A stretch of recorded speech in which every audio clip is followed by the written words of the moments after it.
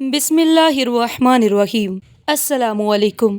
مجھے store room سے نوکرانی کی آواز سنائی دے رہی تھی جو میرے بیٹے سے یہ کہہ رہی تھی کہ ماما کو پتہ نہیں چلنا چاہیے کہ ہمارے پاس موبائل فون ہے، ورنہ میں تمہیں گیم کھیلنے کے لیے موبائل نہیں دوں گی۔ یہ بات سن کر میرا ذہن فوراً تانے بانے بننے لگا اور حقیقت بہت ہی خوفناک تھی، کیونکہ ناظرین، آج جو سچی کہانی میں آپ کو سنانے جا رہی ہوں، یہ واقعہ ہماری ایک بہن کے ساتھ پیش آیا۔ کہانی بالکل سچی اور حقیقی، بس اتفاق ہی تھا کہ میں اس دن ذرا جلدی گھر آ گئی۔ اسٹور روم کے دروازے کے قریب سے گزری تو ایک عجیب سی سرگوشی سنائی دی۔ شش، ماما کو بالکل نہیں پتہ چلنا چاہیے کہ ہمارے پاس موبائل فون ہے، ورنہ تمہیں دوبارہ گیم نہیں کھیلنے دوں گی۔ میری سانس رک گئی۔ یہ نوکرانی کی آواز تھی اور وہ میرے اپنے بچے سے بات کر رہی تھی۔ کیا آپ سوچ سکتے ہیں کہ آپ کے بچے کے ذہن میں زہر کون گھول رہا ہے؟ عبرت کے لیے کافی ہے، مگر شرط یہ ہے کہ ہم جاگ جائیں، اس لیے اداکاروں کے نام بدلے جا رہے ہیں۔ یہ کہانی نبیلہ کی ہے۔ نبیلہ اپنے ماں باپ کی اکلوتی بیٹی تھی، اسلام آباد کی رہنے والی تھی۔ ماں باپ پڑھے لکھے اور دونوں جاب کرتے تھے۔ باپ سرکاری محکمے میں اچھے عہدے پر کام کر رہا تھا اور ماں اسکول میں پرنسپل کے عہدے پر اپنے فرائض سر انجام دے رہی تھی۔ گھر کا ماحول پڑھا لکھا تھا، ایجوکیٹڈ تھا۔ ماں باپ تعلیم کی اہمیت سے اچھی طرح واقف تھے، لہٰذا وہ اپنی بیٹی کو بھی تعلیم دلوا رہے تھے۔ نبیلہ نے دل لگا کر پڑھائی کی۔ پڑھائی مکمل کرنے کے بعد اس وقت نبیلہ بینک میں اچھے عہدے پر جاب کر رہی تھی جب اس کے والدین نے اس کے لیے رشتہ دیکھنا شروع کیا۔ اس سلسلے میں مختلف رشتے دیکھے گئے اور ایک خاندان نبیلہ کے والدین کو پسند آیا اور ہر اعتبار سے رشتہ اچھا تھا، کوئی کمی نہیں تھی اس میں۔ لہٰذا نبیلہ کے والدین نے لڑکے کی تصویر نبیلہ کو دکھائی اور اس کی تمام ضروری تفصیلات سے بھی آگاہ کیا اور اسے مشورہ بھی طلب کیا۔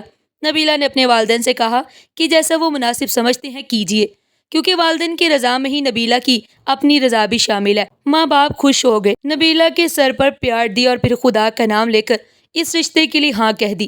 یہ فاروق خاندان تھا۔ فاروق کا خاندان بھی پڑھا لکھا اور تعلیم یافتہ خاندان تھا۔ فاروق خود بھی اپنے والدین کا ایک ہی بیٹا تھا۔ فاروق کے والد کی جوتیوں کی فیکٹری تھی اور فاروق اسی فیکٹری میں کام کیا کرتا تھا، اپنے والد کے ساتھ ہاتھ بٹایا کرتا۔ فاروق کی دو بڑے بہنیں تھیں جو کہ دونوں ہی شادی شدہ تھی۔ ایسے نبیلہ اور فاروق کی منگنی ہو گئی اور 7 مہینے بعد نبیلہ رخصت ہو کر فاروق کے گھر چلی گئی۔ اب دیکھنے اور سننے والوں کو بتاتی چلوں کہ یہ رشتہ بھی اسلام آباد کے اندر ہی طے ہوا تھا اور شادی کے بعد بھی نبیلہ کی نوکری جاری تھی۔ نبیلہ کے سسرال والوں کو اور اس کے شوہر کو اس کی نوکری پر کوئی اعتراض نہیں تھا۔ شادی ہوئی، ازواجی زندگی کا آغاز ہوا۔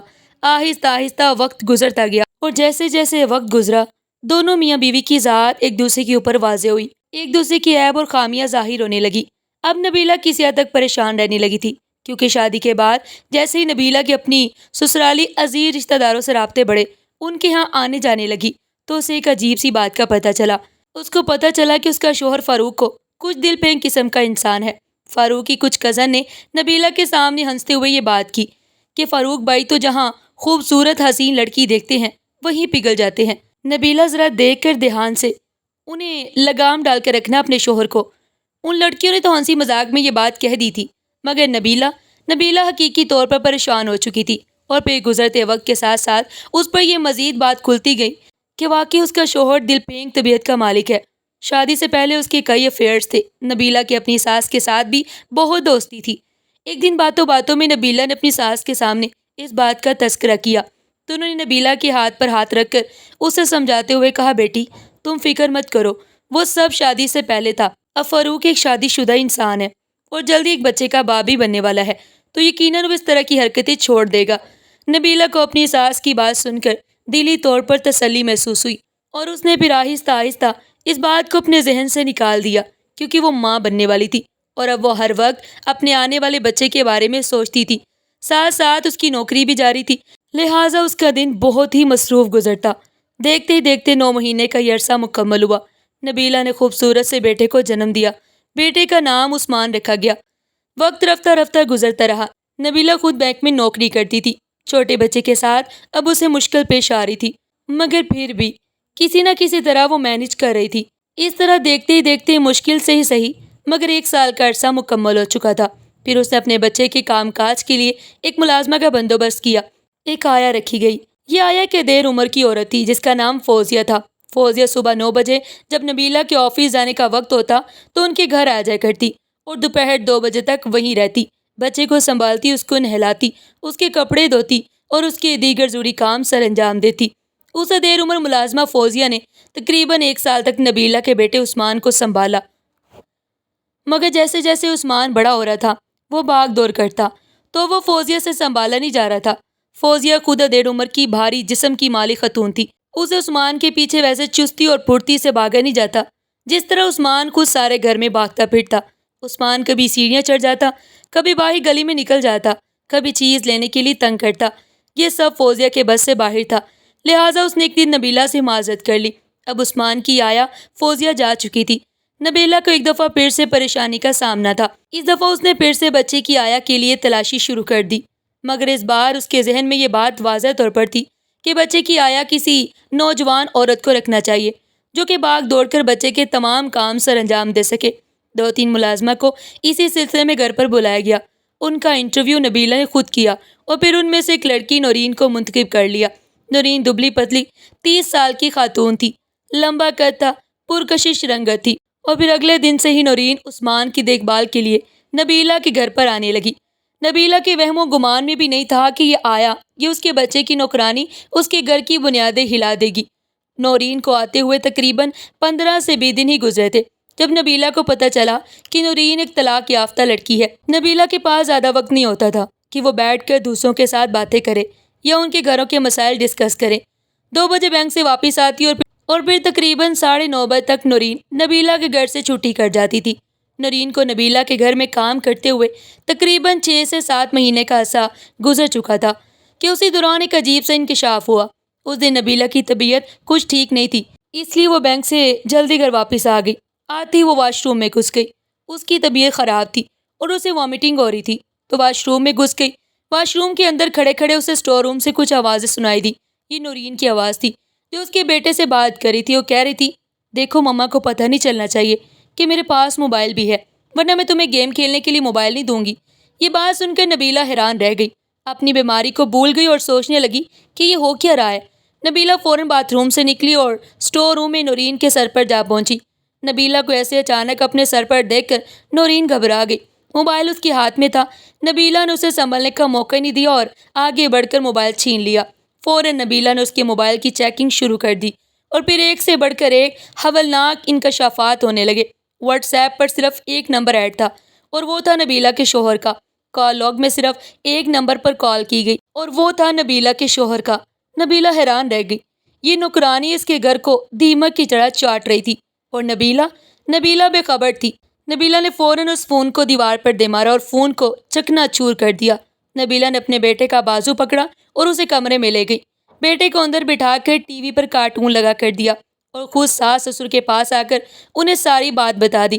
یہ اتوار کی بات ہے تو اس وقت نبیلہ کا شوہر فاروق بھی گھر پر ہی تھا اور واش روم میں نہا رہا تھا۔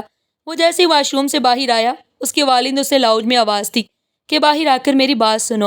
نبیلہ فوراً اٹھ کر کچن میں چلی گئی۔ ساس سسر نے بیٹے کو خوب لعنت ملامت کی، اسے شرم دلانے کی کوشش کی کہ تم اب ایک شادی شدہ انسان ہو، ایک بیٹے کے باپ ہوتے ہوئے چکر چلاتے ہوئے تمہیں ذرا برابر بھی شرم نہیں آئی، تم ہماری عزت کے ساتھ کھیل رہے ہو۔ اگر تم نے اپنے کام نہیں روکے، ایسے ہی جاری رکھے تو میں تمہیں جائیداد سے آگ کر دوں گا۔ فاروق کو اندازہ بھی نہیں تھا کہ اس کا چوری چھپے چلایا گیا یہ افیئر دل لگی اس طرح اچانک سب کے سامنے آ جائے۔ وہ بری طرح گڑبڑا گیا اور اوپر سے اس کے والد نے اسے بہت بری طرح سے لتاڑا اور دھمکی بھی خاصی بڑی تھی کہ وہ اسے جائیداد سے آگ کر دیں گے۔ فاروق بہت شرمندہ ہو چکا تھا۔ دوسری طرف وہ نوکرانی بھی سر جھکائے وہیں کھڑی تھی۔ نبیلہ کے ساس سسر نے اس نوکرانی کی بھی خاصی لعنت ملامت کی اور اسے دھمکایا کہ اگر وہ ان کے گھر کے آس پاس بھی نظر آئی تو ہم تمہیں پولیس کے حوالے کر دیں گے۔ نوکرانی نورین بھی خاصی شرمندہ تھی۔ نبیلہ اس ساری کارروائی میں کچھ بھی نہیں بولی، وہ خاموشی سے کچن میں گھسی رہی، حتیٰ کہ اس نے اپنے شوہر سے بھی کچھ نہیں کہا۔ نورین نے اپنا سامان اٹھایا اور گھر سے نکلنے لگی، مگر جاتے جاتے وہ کچن کی کھڑکی کے پاس کھڑی ہوئی اور نبیلہ کو آواز دے کر کہنے لگی، مجھے ذلیل و رسوا کروا کے اس گھر سے نکال تو رہی ہو، مگر یاد رکھنا تمہارا شوہر مجھے اس گھر میں دوبارہ واپس لے کر آئے گا، میں اس گھر کی مالکن بن کر اس گھر میں واپس آؤں گی، یاد رکھنا اس بات کو۔ نبیلہ یہ بات سن کر حیران پریشان اس عورت کے اعتماد کو دیکھتی رہی جو گھروں میں کام کرنے والی ایک نوکرانی اور ایک آیا تھی، مگر خود اس کے شوہر کا دیا ہوا یہ اعتماد تھا۔ نبیلہ جو پڑھی لکھی، بااعتماد اور نوکری یافتہ عورت تھی، اس کی آنکھوں میں آنسو آ گئے کہ میرے سامنے ایک نوکرانی کی اتنی اوقات کہ وہ مجھے اس طرح سے دھمکی دے اور چلی جائے۔ اس نے اپنے شوہر سے اس بارے میں کوئی ذکر نہیں کیا۔ نبیلہ کا خیال تھا کہ وہ اس کے ساس سسر کافی حد تک معاملے کو سنبھال چکے ہیں، اس لیے مجھے اس بات کو نئے سرے سے چھیڑنے کی ضرورت نہیں ہے۔ نبیلہ خاموش رہی۔ دونوں میاں بیوی کے درمیان ایک اندیکھی سی دیوار کھڑی ہو چکی تھی، اور پھر کچھ دن بعد فاروق کو خود ہی احساس ہوا کہ ظاہر ہے غلطی اس کی تھی تو معافی بھی اسے ہی مانگنی چاہیے۔ فاروق نے نبیلہ سے معافی مانگی اور اس سے وعدہ کیا کہ دوبارہ اس کی طرف سے ایسی کوئی غلطی نہیں ہوگی۔ نبیلہ نے بھی فاروق کو معاف کیا اور ایسے بات آئی گئی ہوگی۔ دوسری جانب سے نبیلہ کے سسر نے اپنی طرف سے ایک عقل مندی اور دکھائی۔ انہوں نے فاروق کی ڈیوٹی فیکٹری کے ایک ایسے ایریا میں لگائی جو صبح 9 بجے سے شام 7 بجے تک کھلا رہتا۔ اب فاروق صبح 9 بجے چلا جاتا، شام کو 7 بجے تک ڈیوٹی کرتا اور گھر واپس آتے آتے اسے 8 بج جاتے تھے اور وہ بے حد تھک جاتا، اس لیے وہ سارا دن مصروف رہتا اور اب وہ بری طرح پھنس چکا تھا۔ اب عاشقی معشوقی کا ٹائم ہی نہیں ملتا۔ یہ سارا خاندان جو یہ سمجھ رہا تھا کہ معاملہ اب سلجھ چکا ہے، فاروق ان کے ہاتھوں میں ہے، انہوں نے فاروق کو سمجھا لیا۔ کسی حد تک یہ بات ٹھیک بھی تھی، واقعی انہوں نے فاروق کو اپنے ہاتھوں میں کر لیا تھا۔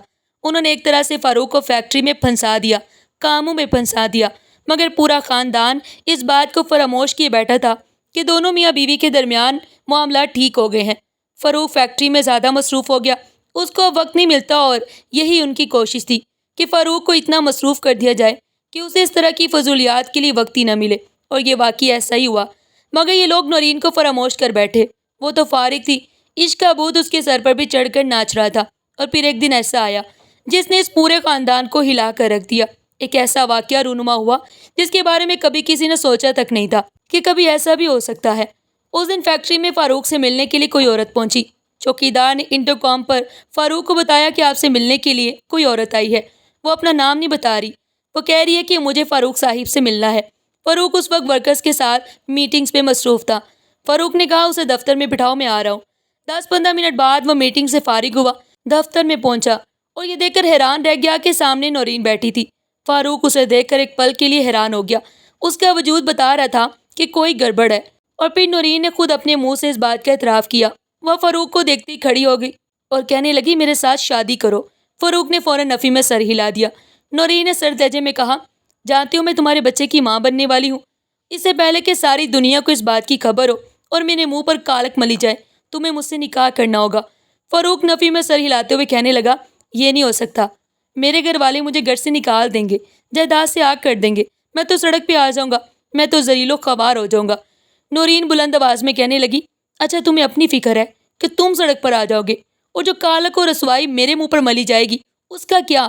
فاروق نے بھی فوراً جواب دیا کہ یہ فیصلہ بھی میرے اکیلے کا نہیں تھا، تمہاری مرضی شامل تھی تو ہی یہ کام ہوا، اور تم جانتی ہو میں ایک نوکرانی سے کبھی بھی شادی نہیں کر سکتا، میرے بھی معاشرے میں کوئی عزت ہے۔ نورین کی آنکھیں حیرت سے پٹی کی پٹی رہ گئی۔ وہ کہنے لگی اچھا تمہاری معاشرے میں عزت ہے اور میں نوکرانی ہوں، میری کوئی عزت نہیں؟ جب یہ پیٹ بڑھے گا، دنیا کو پتہ چلے گا نا کہ میں طلاق یافتہ ہوں اور میرا شوہر نہیں ہے، اس کے باوجود میں ماں بننے والی ہوں، تو تمہارا کیا خیال ہے مجھے پھولوں کے ہار پہنائے جائیں گے؟ میری بے عزتی نہیں ہوگی، میری جگ رسائی نہیں ہوگی؟ فاروق ایک پل کے لیے گڑبڑا گیا، مگر پھر فوراً ہی سنبھلتے ہوئے کہنے لگا یہ بات تو تمہیں پہلے سوچنی چاہیے تھی نا۔ اب میں صرف اتنا کر سکتا ہوں کہ تمہاری کوئی مدد کر دیتا ہوں، چند پیسے دے دیتا ہوں، اس بچے کو گروا لو جا کر اس سے جان چھڑوا لو، اس سے زیادہ میں اور کچھ نہیں کر سکتا۔ فاروق نے دو ٹوک جواب دیا تو نورین غصے سے کھولنے لگی۔ اس نے کہا تم کچھ نہیں کر سکتے، مگر میں تو کر سکتی ہوں، میں اس بچے سے جان تو بعد میں چھڑواؤں گی، پہلے میں تم سے جان چھڑواتی ہوں۔ تم کیا سمجھتے تھے کہ جسم سے کھیلنے کے بعد تم اپنی راہ ہو لیے اور بس کھیل ختم؟ نہیں، یہ بچہ تمہارا ہے، جتنی رسوائی اور ذلت مجھے برداشت کرنی پڑے گی وہی رسوائی اور ذلت تمہارے حصے میں بھی آئے گی۔ یہ کہنے کے بعد نورین نے اپنی چادر کے نیچے سے ایک پستول نکال لیا۔ یہ دیکھ کر فاروق کے چہرے کا رنگ اڑ گیا۔ وہ ہڑبڑا کر اپنی جگہ سے کھڑا ہوا اور کہنے لگا پاگل ہو گئی ہو، یہ کیا کر رہی ہو؟ تم اندر رکھو اسے۔ خطرے کو بامتے ہوئے فاروق نے فوراً ہی سیکیورٹی کے بٹن کو دبا دیا، مگر اس سے پہلے کہ کوئی سیکیورٹی گارڈ کمرے میں پہنچتا نورین نے فاروق کی طرف پستول تان کے فائر کر دیا۔ فاروق کو سنبھلنے کا موقع ہی نہیں ملا۔ شاید وہ یہ سمجھ رہا تھا کہ نورین یہ قدم کبھی نہیں اٹھائے گی، مگر نورین غصے میں اس قدر پاگل ہو چکی تھی کہ اس نے فاروق پر فائر کر دیا۔ یہ فائر فاروق کے دل کے مقام پر لگا اور وہ موقع پر ہی جاں بحق ہو گیا۔ سیکیورٹی گارڈ کمرے میں آ چکا تھا۔ فیکٹری میں سیکیورٹی الارم بجنے لگا۔ نورین کو فوراً موقع پر ان لوگوں نے پکڑ لیا اور پولیس کو کال کر دی گئی۔ پولیس موقع پر پہنچی، فاروق کی ڈیڈ باڈی کو قبضے میں لے لیا اور نورین کو حراست میں لے لیا گیا۔ آج اس واقعے کو 3 سال گزر چکے ہیں۔ نورین جیل کی سلاخوں کے پیچھے اپنی سزا کاٹ رہی ہے۔ اس کے بچے کی پیدائش جیل میں ہوئی تھی، جو اس نے اپنی ماں کے حوالے کر دیا، اور نبیلہ، وہ اب بھی اپنے ساس سسر کے ساتھ رہ رہی ہے۔ اس کے سسر نے اپنی فیکٹری اور گھر نبیلہ اور اس کے بیٹے کے نام کر دیا۔ دوستو، آخر میں میرا آپ سب سے ایک سوال ہے۔ دیکھیے، ایک شخص کی دل پھینک طبیعت کی وجہ سے ایک معاشقہ شروع ہوا۔ گھر کی نوکرانی بچے کی آیا کے ساتھ فاروق نے یہ سمجھا کہ یہ باقی بہت سے چکروں کی طرح یہ بھی وقتی چکر ہوگا، ٹائم پاس ہوگا۔ کچھ دیر وہ اس لڑکی سے بات کرے گا، کچھ تحفے تحائف دے گا، کچھ اپنے مطلب پورے کرے گا، اور اس کے بعد پھر کوئی نیا چکر۔ مگر دیکھیے اس کا نتیجہ کتنا برا نکلا۔ نبیلہ کے ہاتھ میں کیا آیا؟ بیوہ ہونا، اور اس کے بچے کے حصے میں کیا آیا؟ یتیمی۔ آخر میں اپنے بھائیوں سے گزارش کرتی ہوں کہ خدارا اپنے گھروں پر توجہ دیجیے، اپنی بیویوں پر توجہ دیجیے، کیونکہ اس طرح کے نامحرم رشتے اور عاشقی معشوقی بعض اوقات اس طرح کے خطرناک موڑ بھی لے سکتی ہے، جو خطرناک موڑ فاروق کی زندگی میں آیا، جس نے اسے منو مٹی تلے جا سلایا۔ ناظرین، اس طرح کی سچی اور سبق آموز کہانی اور واقعات سننے کے لیے ہماری ویڈیو کو لائک کریں، شیئر کریں اور چینل کو سبسکرائب کرنا مت بھولیے گا۔